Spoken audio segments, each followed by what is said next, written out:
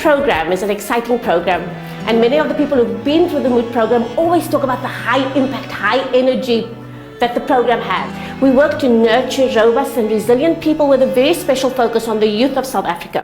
We look to provide them with the tools that will strengthen their leadership and strengthen their courage and give them the values that they need to just navigate through life. And it's a program that we need to do a lot more of.